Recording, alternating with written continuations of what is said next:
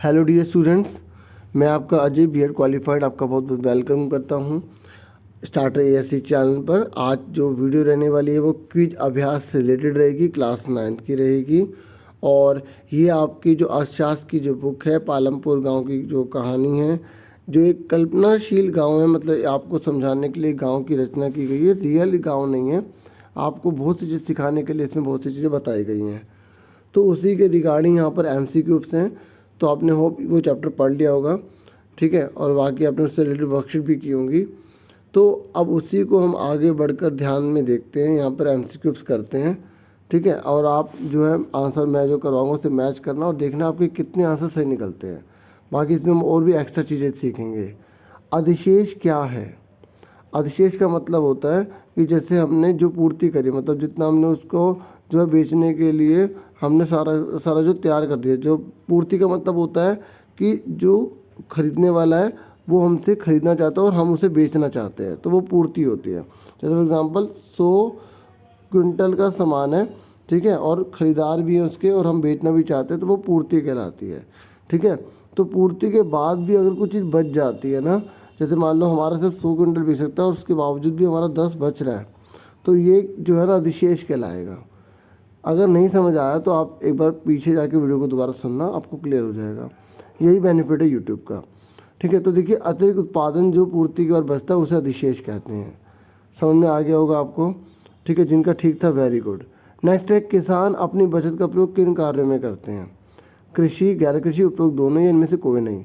तो इसका answer third रहेगा, उपयोग दोनों। क्यों? क्योंकि देखो जो किसान है वो खेती बाड़ी से जुड़े काम करता है, जैसे मान लो बीज लाना, हल खरीदना, ठीक है, भूमि को बिल्कुल समतल करना, उसको खेती लायक बनाना, ये सब कृषि के अंदर सारे काम करेंगे। और गैर कृषि का मतलब जैसे दुकान आपने खोल ली, ठीक है, आपने कोई गाय जो है वो खरीद ली, तो इस तरीके के जो काम होते हैं जो किसी से नहीं जुड़े हुए हैं उन्हें गैर कृषि कार्य कहते हैं। तो किसान के पास जो भी पैसा बचेगा, तो ज़रूरी नहीं है ना कि वो केवल खेती बाड़ी जुड़े काम करें, वो गैर कृषि भी तो काम कर सकता है ना। तो इसलिए इसका आंसर थर्ड होगा। समझ में आ गया आप सबको, ठीक है। इसका आंसर क्या होगा? थर्ड। उसके बाद नेक्स्ट है, किसका उपभोग उत्पादन से कम होता है? ठीक है, कहने का मतलब पता है क्या, जैसे आपने उत्पादन तो 100 क्विंटल कर लिया, लेकिन आप उसके घर में जो है वो सिर्फ 20 क्विंटल यूज़ कर पा रहे हैं। उपभोग मतलब होता है प्रयोग करना, तो उसके कारण आपका अधिशेष ज़्यादा बच रहा है। इसलिए मैंने ना एग्जाम्पल भी ज़्यादा बचने वाला लिया है, 80 क्विंटल बच रहा है। तो ये कौन से किसान होते हैं? आप सब समझ गए होंगे कि ये बड़े किसान ही होते हैं, क्योंकि यहाँ पर ज़्यादा लिखा है, ठीक है। अगर ऐसा होता कि आपने जो है 100 क्विंटल उगाया, बनाया, ठीक है, उसको मतलब बनाने से मतलब है कि उसको आपने सही करा, उसके तरह से गन वन निकाल दिया, ठीक है, तो 100, और आपने जो उसको यूज़ जो है वो 95 तक कर लिया, तो आपके पास सिर्फ 5 क्विंटल ही तो बच रहा है, ठीक है। तो वो छोटे किसानों के लिए हम कह सकते हैं, ठीक है। लेकिन यहाँ बोला कि ज़्यादा बच रहा है, तो इसका आंसर क्या है? बड़े किसान, ठीक है। उसके बाद नेक्स्ट पर आ जाइए। नेक्स्ट बोला कि गैर कृषि क्रियाएँ क्या हैं? ये अभी हमने पहले ही ऑलरेडी लर्न कर लिया है। तो इसमें बोला गया है कि कौन से काम है जो कृषि से नहीं जुड़े हैं? तो दुकान खोलना, ठीक है, परिवहन, डेयरी। तो इसका आंसर आप सबको बिल्कुल पता होगा कि इसका फोर्थ आंसर है, ठीक है। होप सबने बिल्कुल ठीक आंसर बताया होगा। उसके बाद नेक्स्ट आ जाइए, पालमपुर में कुल परिवारों की संख्या कितनी है? तो ये तो थोड़ा सा जिसने चैप्टर अच्छे से पढ़ा वो बता पाएगा, ठीक है। तो इसका है 450। बाकी मैं आपको दिखा देता हूँ कि जो पालमपुर के जो लोग हैं ना, 450 में कौन कौन है। आप देखिए ज़रा, ये NCERT की बुक है ना, तो देखिए यहाँ पे लिखा है ना 450 परिवार। तो जो 80 परिवार है वो बहुत अमीर हैं, उनके पास मकान भी हैं, ठीक है, और उनके जो मकान है वो ईंट और सीमेंट से बने हुए हैं। और जो SC हैं, मतलब दलित जो लोग हैं, ठीक है, उनकी संख्या गांव की कुल जनसंख्या का 1/3 है। अब ठीक है, जितनी भी जनसंख्या होगी ना उसका 1/3, अगर हम अप्रोक्सीमेट जैसे मान लेते हैं कि अगर 450 परिवार हैं, तो मतलब ये जो SC हैं ये कितने परिवार होंगे? 1/3, मतलब 3 से डिवाइड कर देंगे, ठीक है। तो 150 हो गए लगभग, मतलब 150 जो है ना परिवार वो कौन है? SC के हैं। और बाकी जो बचे, ठीक है, वो होंगे जिनके पास 2 हेक्टेयर के आसपास ज़मीन होगी, ठीक है। आगे देखो, तो आपको मैंने इसका आंसर बिल्कुल अच्छे तरीके से समझा दिया है और होप आपको समझ में आ गया होगा, ठीक है। और अगर आ गया है, आ रहा है, तो आप वीडियो को लाइक कर सकते हैं, सब्सक्राइब कर सकते हैं चैनल को, उसके बाद नेक्स्ट क्वेश्चन है, उत्पादन के कितने कारकों का प्रयोग कर भूमि में गेहूँ पैदा किया था। मतलब ये कह रहा है कि कौन कौन से कारक होते हैं, ठीक है, जिसका प्रयोग करके भूमि में हमने गेहूँ को उगाया था। तो कटाई भी करनी पड़ती है, सिंचाई भी करनी पड़ती है और बुआई भी करनी पड़ती है, तभी तो गेहूँ पैदा होगा ना। तो इसका आंसर तो बिल्कुल सिंपल ही था, इसका आंसर था फोर्थ। ठीक है, होप आपको समझ में आ गया होगा, फोर्थ आंसर।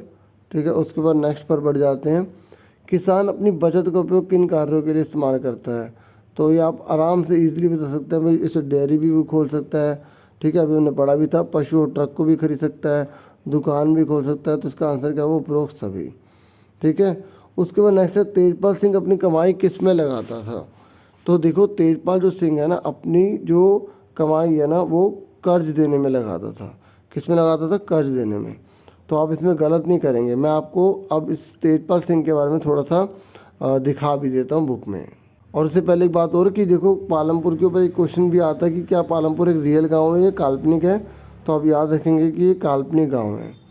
ठीक है, उसके बाद हम जो है तेजपाल सिंह के बारे में जान लेते हैं। ठीक है, तो मैं आपको तेजपाल सिंह के बारे में अच्छे से बता देता हूँ, आपको अच्छे से क्लियर हो जाएगा। देखिए, बहुत से बच्चों को तेजपाल सिंह पर कन्फ्यूज़न भी थी, तो इसलिए मैंने इस चैप्टर में भी आपको दिखा देता हूँ। ठीक है, देखो क्वेश्चन यहाँ पर भी दिया गया है, तेजपाल सिंह इस कमाई का क्या करता था, मतलब जिसके पास बचत होती थी उसका क्या करता था। तो यहाँ लिखा है कि पिछले वर्ष तेजपाल सिंह ने अधिकांश पैसा बैंक के अपने खाते में जमा कर दिया था। ठीक है, फिर बाद में उसने इस पैसे का उपयोग सविता जैसे किसानों को कर्ज देने में किया। और ये जो सविता की जो कहानी है ना, ये भी आप अच्छे से पढ़ेंगे क्योंकि इस पर भी क्वेश्चन आता ही आता है। ठीक है, ये पूरा आराम से आप देख सकते हैं, आपकी बुक में होगा। ठीक है, बाकी आप यहाँ से पढ़ना चाहते हैं यहाँ से पढ़ सकते हैं। ठीक है, आगे देखो। तो उसके बाद मैं आपको बता रहा था कि देखो उसने क्या करा, बैंक में पहले पैसा जमा कराया, फिर उसने उस पैसे को जो है ना, जो उसने बचत कर दी सविता जैसे लोगों को दे दिया। क्योंकि देखो उसे 24% पर ब्याज पर वो देता था, 24% पर। ये देखिए, ठीक है, और ब्याज से बहुत पैसा वो कमाता था कर्ज देकर। ठीक है, तो और आगे क्या लिखा है, क्योंकि बहुत से बच्चे मुझसे कह रहे थे सर तेजपाल सिंह का ट्रैक्टर नहीं। देखो यहाँ पर जो ट्रैक्टर के बारे में जो लिखा है ना, वो यहाँ पर ये लिखा है कि इस वर्ष तेजपाल सिंह बचत के पैसों से एक और ट्रैक्टर खरीदने की योजना बना रहा है। ठीक है, वो पहले से थोड़ी ट्रैक्टर पे ट्रैक्टर खरीदा जा रहा था। ठीक है, और यहाँ पर जो हमने लिखा है ना कर्ज, तो यहाँ कर्ज के बारे में बोला, वो तो कर्ज दिया ही करता था। ठीक है, अभी वो ट्रैक्टर की योजना बना रहा है। और बाकी लिखा है कि दूसरे ट्रैक्टर से उसकी स्थिर पूंजी में वृद्धि हो जाएगी। देखो, दो प्रकार की पूंजी होती है, एक स्थिर और एक कार्यशील पूंजी। स्थिर पूंजी वो होती है जो आपने एक बार खरीदी, ठीक है, लंबे समय तक चलेगी। ठीक है, उससे आप पैसा लंबे समय तक कमाते रह सकते हो बार बार। जैसे फॉर एग्जाम्पल आपने ट्रैक्टर ही खरीदा, तो अब ट्रैक्टर एक बार खरीदने के बाद आप लंबे समय तक उसे यूज़ कर सकते हैं। आपने बिल्डिंग खरीद ली, ठीक है, ऐसी चीज़ें स्थिर पूंजी कहलाती हैं। ठीक है, और कार्यशील पूंजी वो होती है जो आपको जो है काम करने में यूज़ में लानी पड़ती है। जैसे आपका पैसा हो गया, कच्चा माल हो गया, बीज बार बार आप खरीदोगे। ठीक है, ये सब कार्यशील पूंजी में आते हैं, जो कार्य के लिए चाहिए होते हैं। ठीक है, तो आगे देखते हैं। तो इसका आंसर तो आपको अच्छे से समझ में आ गया होगा कि कर्ज देने में मैंने आपको रीज़न के साथ समझा दिया है। ठीक है, और आज के लिए इतना बहुत है, फिर मिलेंगे एक नेक्स्ट वीडियो में। अपना पूरा ध्यान रखना। Thank you for watching and listening carefully. Take care yourself dear student.